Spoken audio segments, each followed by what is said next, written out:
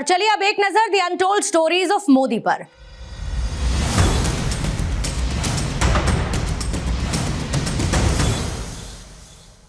हर छोटी छोटी बात को समझाना और आम लोगों के सामने कैसे मिलना है, कैसे बातें करनी है और अपनी विचारधारा से लोगों को कैसे जोड़ना है, ये सब नरेंद्र भाई ने हमें सिखाया। और जब तक मैं समाज सेवा करता रहूंगा ये बातें मैं भूल नहीं सकता। ये कहना है गुजरात के कनुभाई आर पटेल का। The untold stories of Modi में ऐसी ही एक अनसुनी कहानी कनुभाई आर पटेल की जुबानी।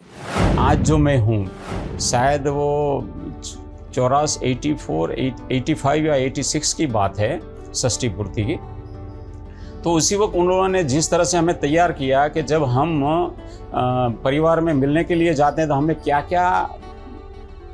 क्या ख्याल करना है, क्या क्या ध्यान में रखना है, हर छोटी छोटी बात पे भी वो हमें गाइड करते थे। हम कभी भी परिवार में जाते हैं तो परिवार के साथ कैसे बैठना है, कैसे बातचीत करनी है, हमें ये हाथ पांव हिलाते हैं तो उस तरह से हिलाना नहीं है, उनसे आंख मिला के बात करनी है, मुद्दासर बात करनी है और परिवार की स्थिति देख के बात करनी है। इस तरह से छोटी छोटी बातों का भी हमें उन्होंने एहसास करवाया था। आपको उससे ज़्यादा बताऊं तो कई बार हमारी उम्र तो बहुत छोटी थी उस वक्त, लेकिन जब बोला कि परिवार एकदम अच्छी तरह से हमें जुड़ गया, हमारे से बातचीत की, बहुत अच्छा व्यवहार हुआ। कहीं ऐसे परिवार से गए कि जहां उन्होंने हमें बिल्कुल रिएक्ट नहीं किया, रिस्पॉन्स नहीं किया, तो फिर उसी वक्त हमारा व्यवहार क्या होना चाहिए। तो ये बहुत बड़ी बात उन्होंने की कि जिस भी घर से मिलके आप जाते हो तो उसका एनालिसिस वहाँ से 100 मीटर दूर जाके करना है।